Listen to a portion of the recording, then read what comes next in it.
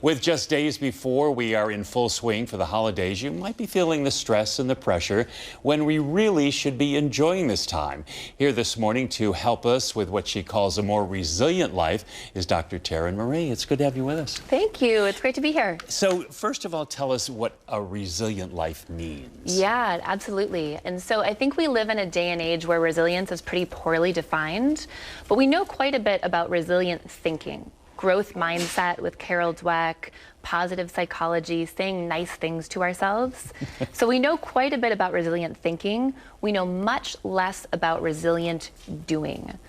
So what are the behaviors and the practices that when we face challenges, when things change, we can pull on those practices, those behaviors to live a more resilient life? But those things you have to kind of teach yourself, right? Absolutely, absolutely. And so what's exciting is for over the course of the last decade, I've conducted qualitative research and observed people that are living a resilient life. But are they finding, you know, the answer is always within us. Yes. Okay. True. So, but to get to that answer is sometimes more difficult. So is it that we need help from the outside to get to the inside?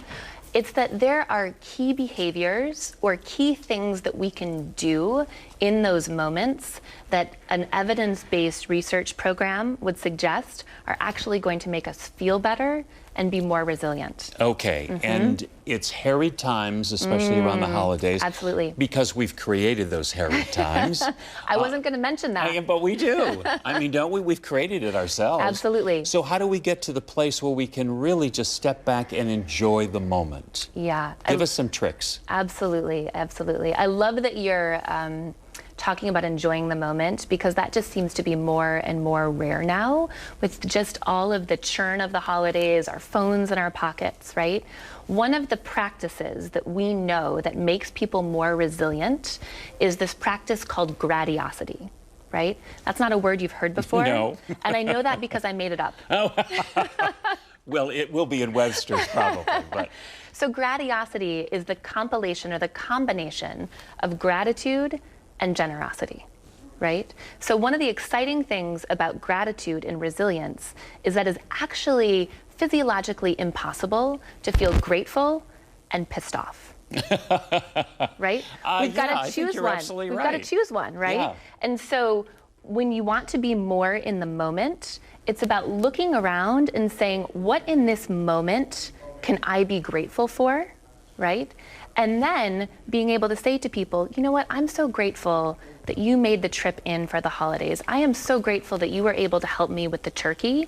And some of the other frustrations and things biting at us fall away. Oh, as simple as that. You have to keep at it, though, I would imagine. It's a practice. It's called a practice for a reason, right? The 5 practices of particularly resilient people, we've got to practice. It's like golf or tennis. It's about putting in the time and training our mind. Instead of scanning our environment for what's wrong, with gratitude, we start scanning our environment for what's right. I like that.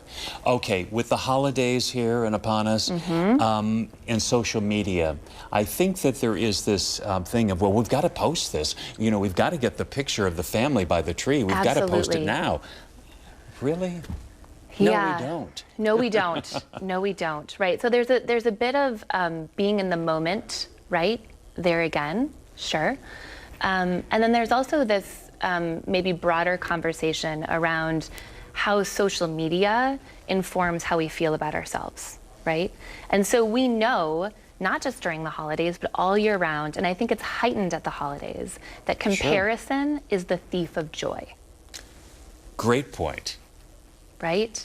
Yeah. And so when we think about social media, what we need to recognize is 2 things, right? One, people are posting the top, 2% most beautiful moments in their lives, and we're not seeing the other 90% of what's happening behind the scenes, right? We're not seeing the dirty dishes, we're not seeing the burnt food, we just see that curated moment. And so we have to remember that's a very small sliver of what's actually happening in people's lives. And so it's really keeping that all in perspective. Absolutely. And not working yourself up of, well, gee, why isn't my life like that? Exactly, because comparison is the thief of joy, and the holidays are all about joy. So to the extent that we can back away from that self-comparison, the second thing is, there's this really interesting word for people that study yoga. There's a really interesting word in Sanskrit called mudita, right? And mudita is about experiencing vicarious joy, right?